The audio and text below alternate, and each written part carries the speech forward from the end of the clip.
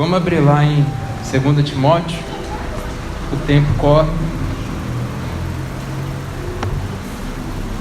2 Timóteo, a partir do 3.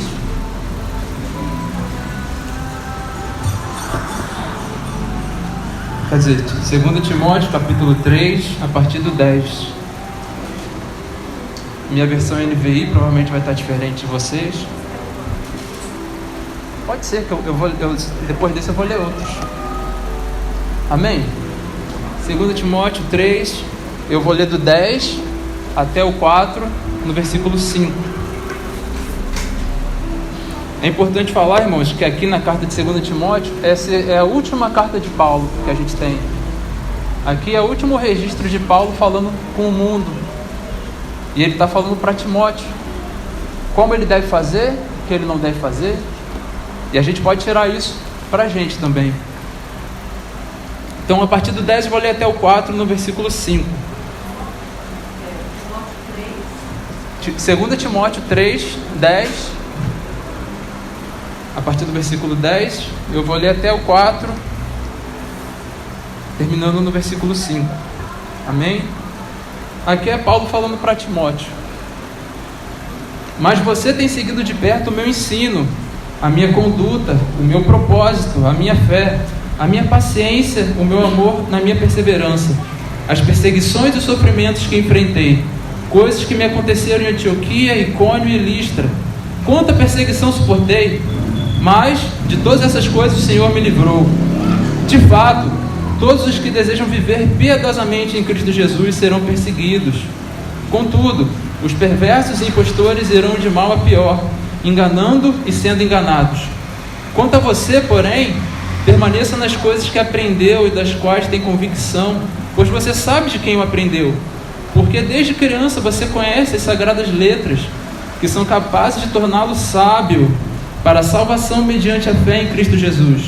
Toda a Escritura é inspirada por Deus e útil para o ensino, para a repreensão, para a correção e para a instrução na justiça, para que o homem de Deus seja apto e plenamente preparado para toda boa obra. Aqui agora capítulo 4. Na presença de Deus e de Cristo Jesus, que há de julgar vivos e mortos por sua manifestação e por seu reino, eu o exorto solenemente: pregue a palavra, esteja preparado a tempo e fora de tempo, repreenda, corrija, exorte com toda paciência e doutrina, pois virá o tempo em que não suportarão a sã doutrina. Ao contrário, sentindo coceira nos ouvidos, juntarão mestres para si mesmos, segundo os seus próprios desejos. Eles se recusarão a dar ouvidos à verdade, voltando-se para os mitos. Você, porém, seja moderado em tudo, suporte os sofrimentos, faça a obra de um evangelista, cumpra plenamente o seu ministério. Até aqui, irmãos, podem sentar. Glória.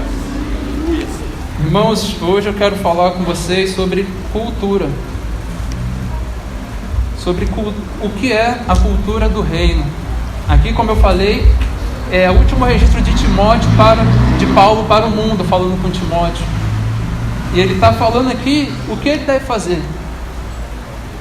Eu queria que os irmãos saibam o que é a cultura. Cultura é um conjunto de costumes que é passado, de costumes e hábitos que é passado de geração em geração, que forma a sociedade, forma o indivíduo, e por aí vai.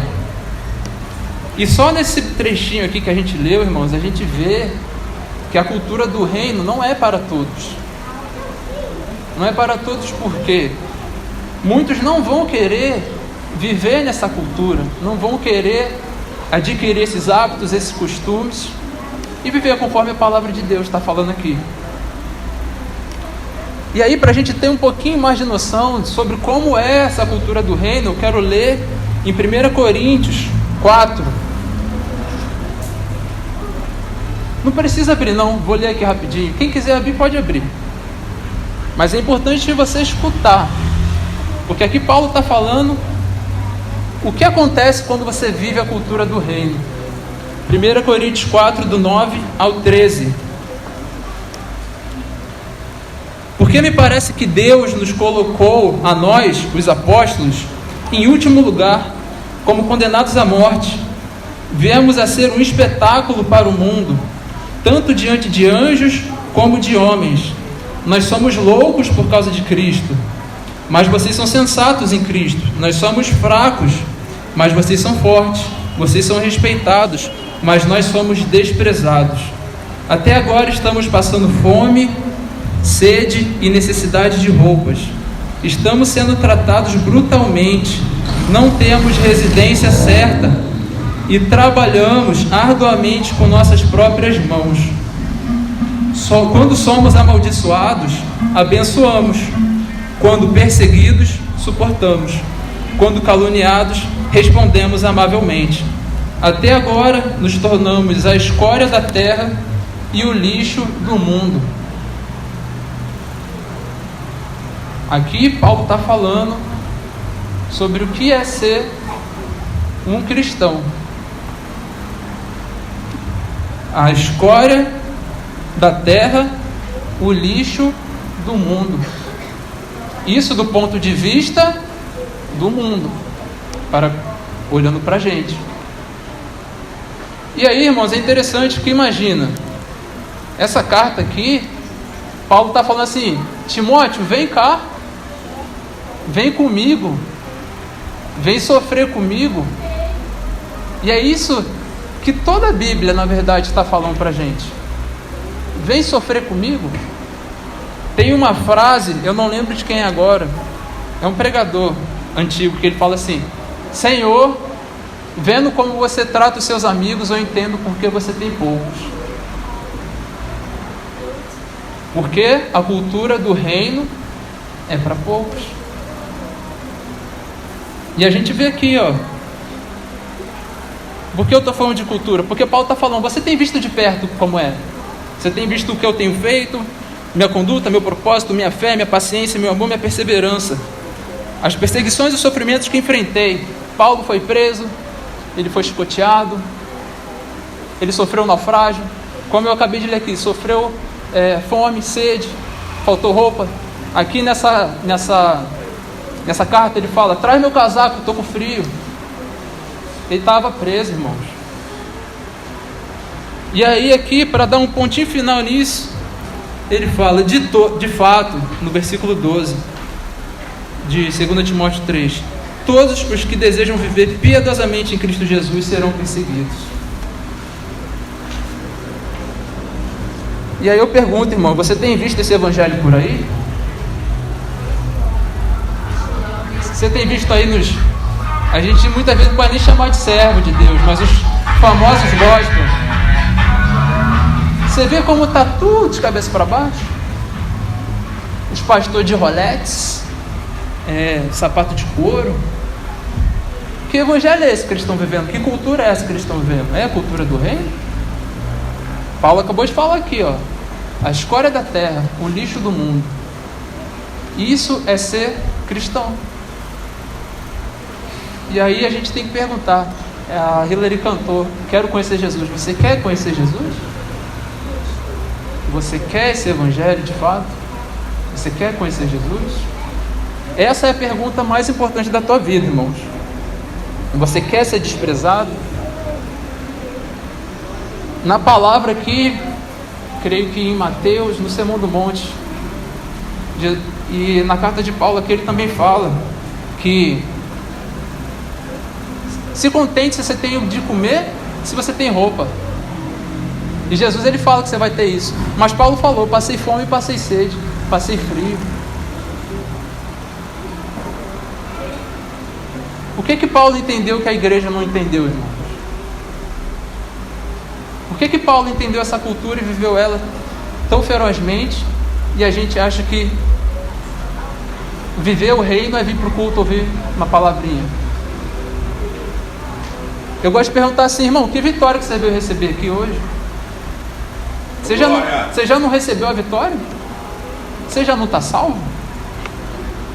A gente está falando aqui, irmãos, do homem mais santo da época dele.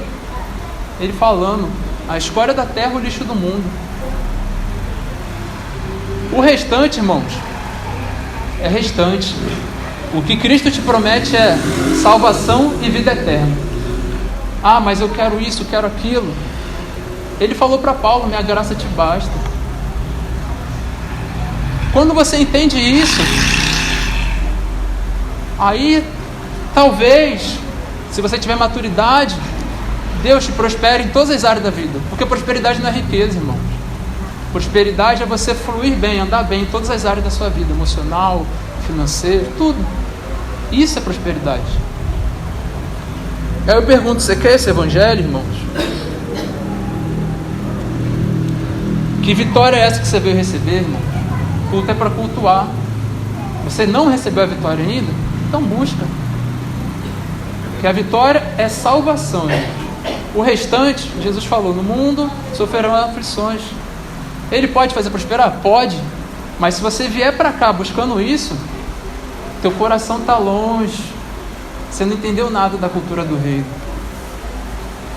E aqui no versículo 13, ele fala, contudo, os perversos e impostores irão de mal a pior, enganando e sendo enganados.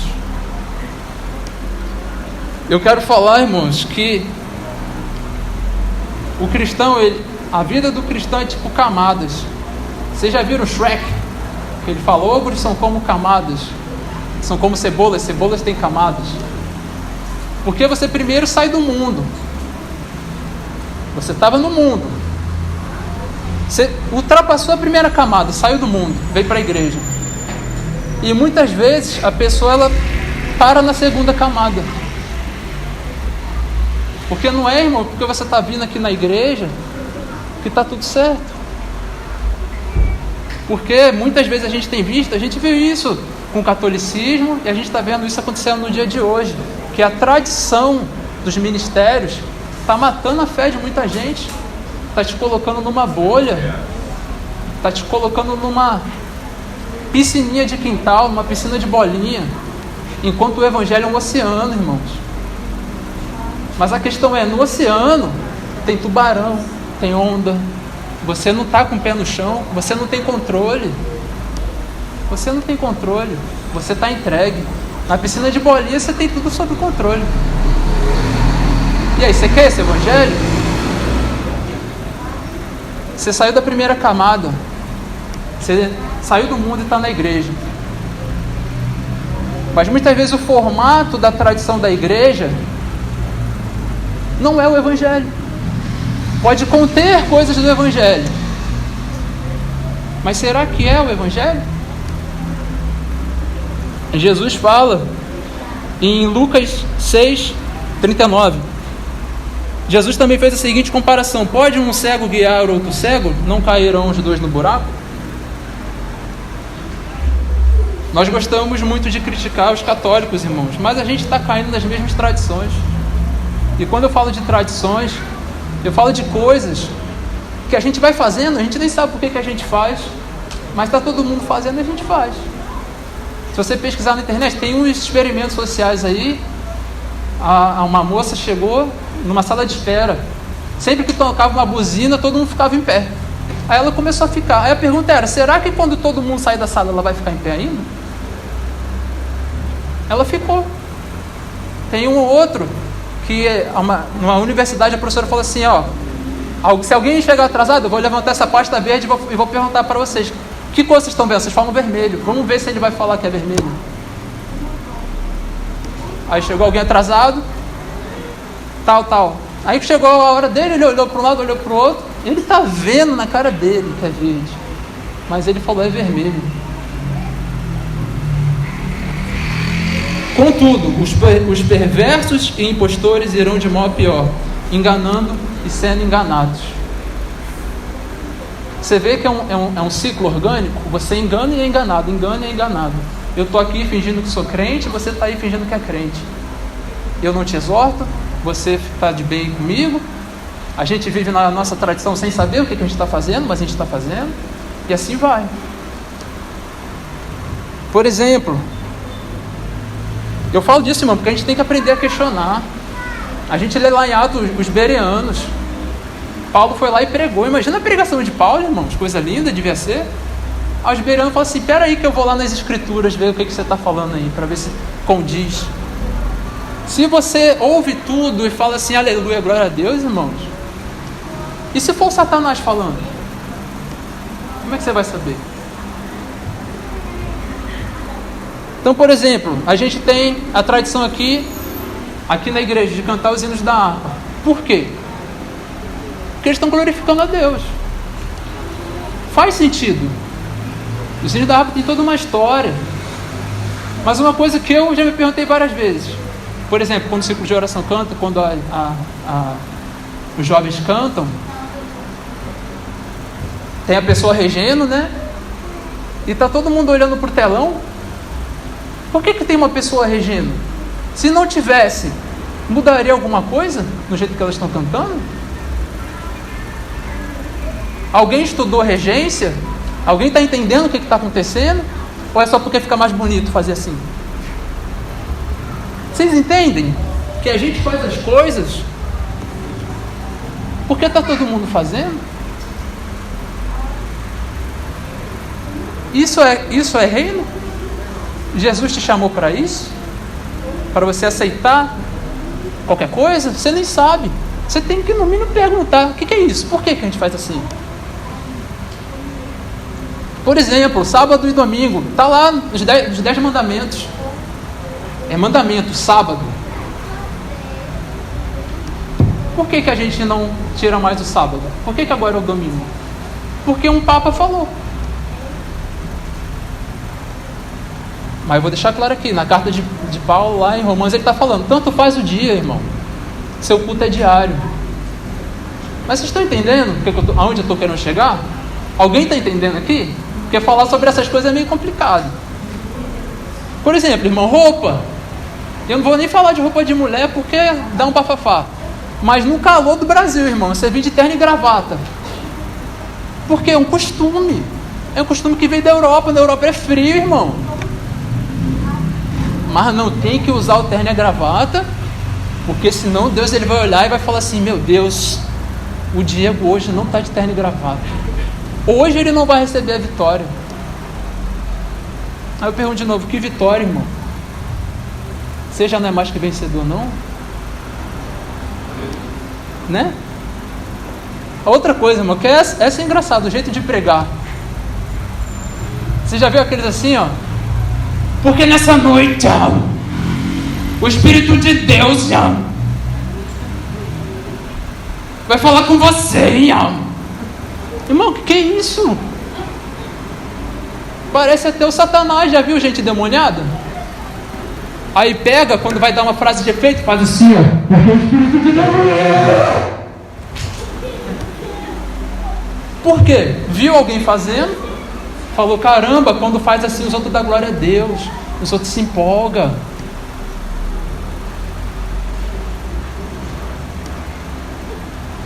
Isso é a cultura do reino, irmãos.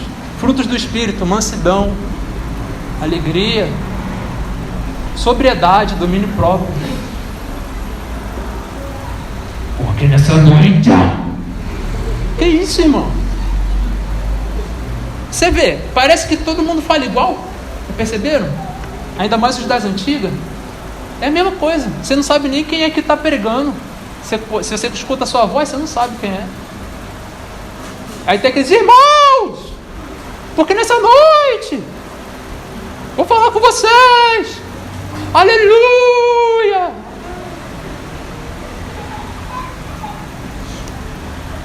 A gente tem que questionar: por quê? Por quê? Por que não para aqui e fala: lê a palavra, explica, acabou. Mas quer, aplauso. Nossa, se eu estiver pregando e ninguém dá glória a Deus, eu vou ficar tristinho. Aí do nada, porque Deus está falando comigo aqui que hoje o xarabaxu e xarabaxaia, ele era baia orabaia. Aí os crentes: glória a Deus. Que é isso, irmão? Você vê, esses costumam repetir a mesma coisa sempre. Dá a frase de efeito: porque hoje você vai receber sua vitória, alabaxúria, alabaxária.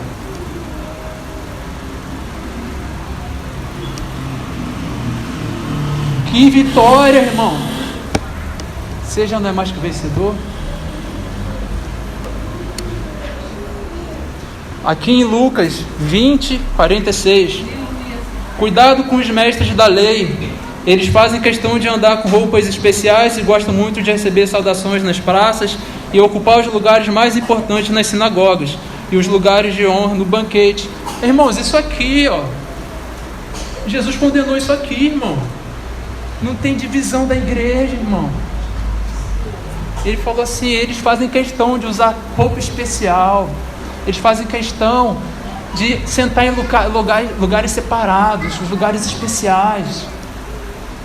Eu não estou falando de ninguém especificamente, irmão. Estou falando que é simplesmente a tradição. E você vai, e você nem sabe.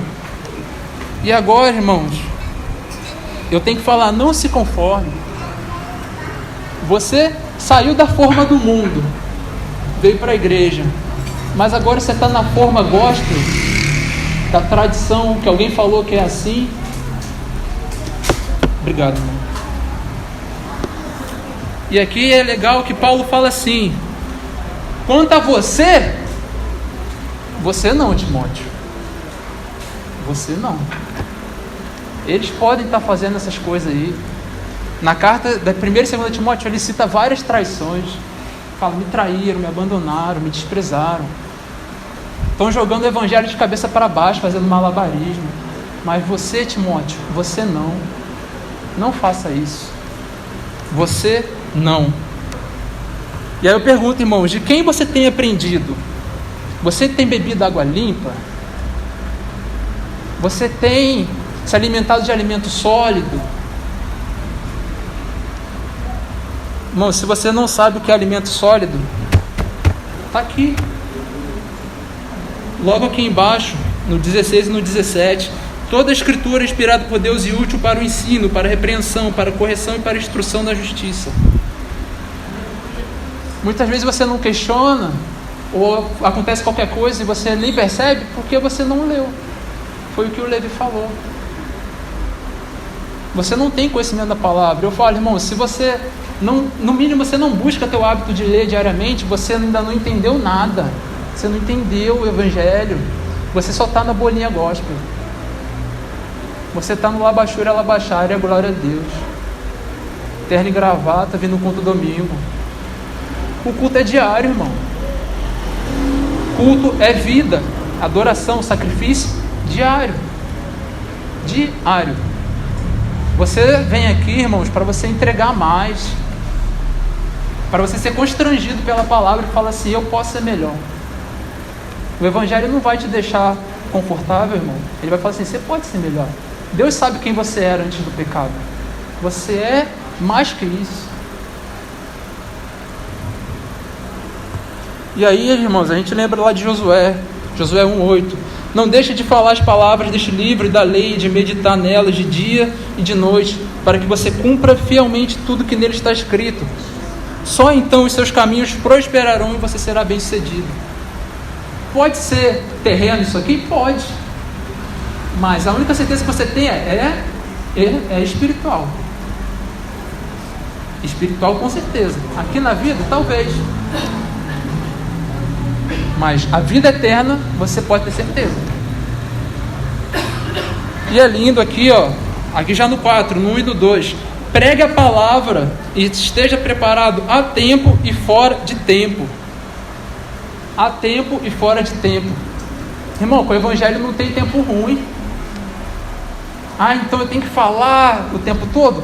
Não, irmão, se você tem uma vida com Deus, você evangeliza calado. A sua postura já evangeliza.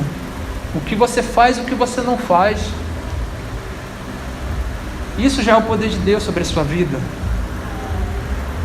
Irmãos, testemunhar é muito bom. Deus fez isso na minha vida, Deus fez aquilo na minha vida. Mas quando que a gente vai começar a contar os testemunhos de o que Deus fez na vida dos outros através da gente?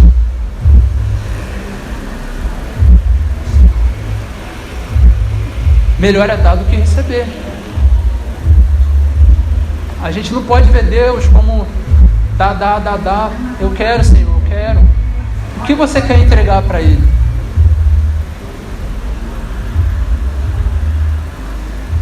Mateus 7, 28 e 29. Quando Jesus acabou de dizer essas coisas, as multidões estavam maravilhadas com o seu ensino, porque ele as ensinava como quem tem autoridade, e não como os mestres da lei.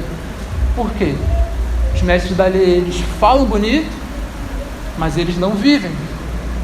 Jesus chega a falar assim, ó, tudo que eles falam, vocês fazem, mas o que eles fazem, vocês não façam não.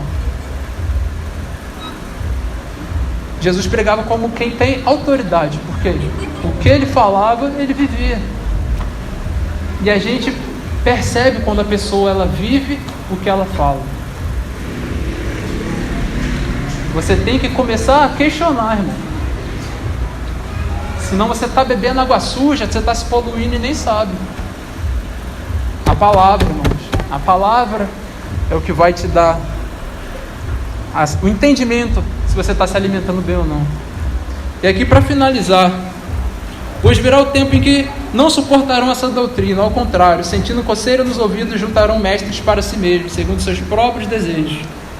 Eles se recusarão a dar ouvidos à verdade, voltando-se para os mitos.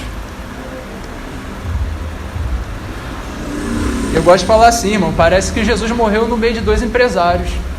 A gente vendo aí como é que estão as coisas hoje. Não, Jesus morreu depois do lado de dois ladrões, de dois assassinos.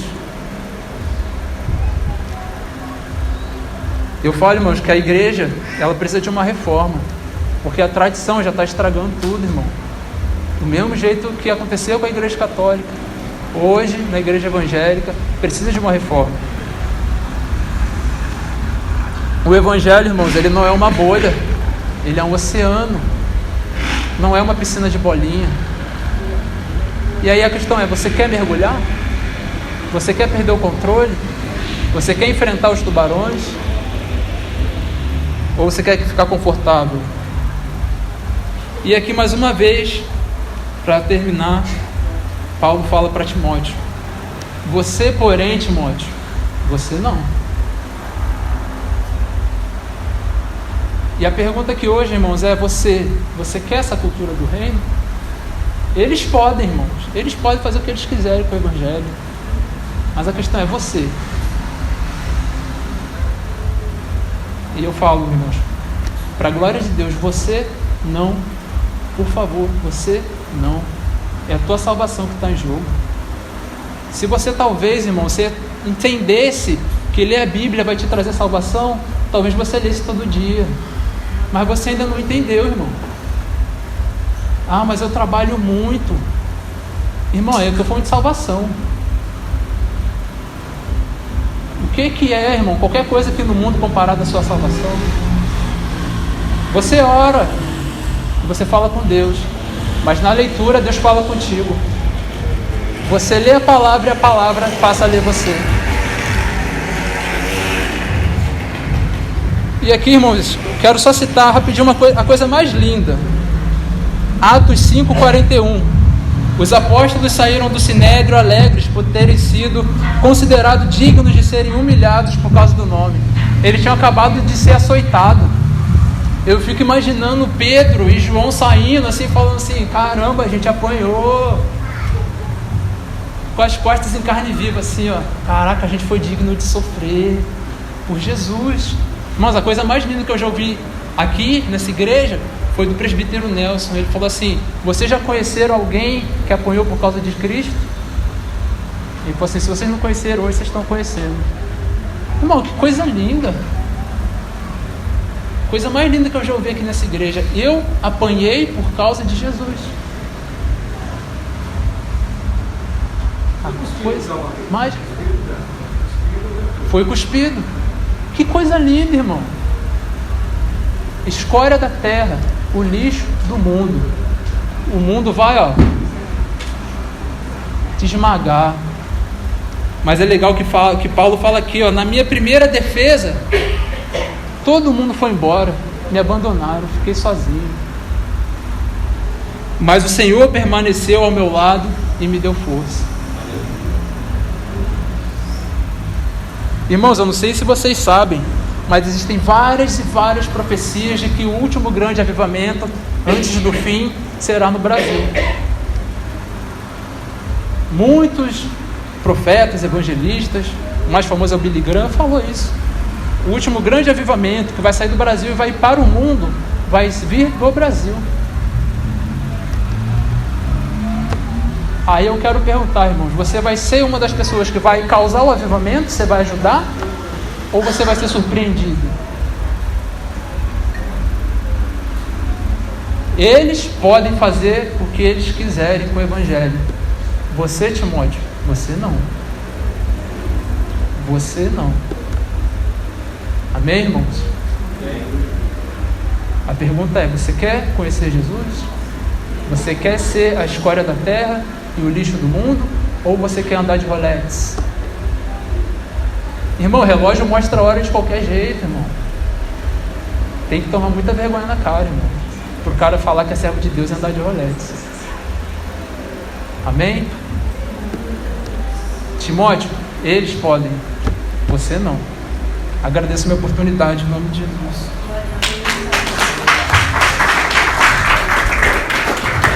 Amém, irmão. Vamos seguir a essa noite.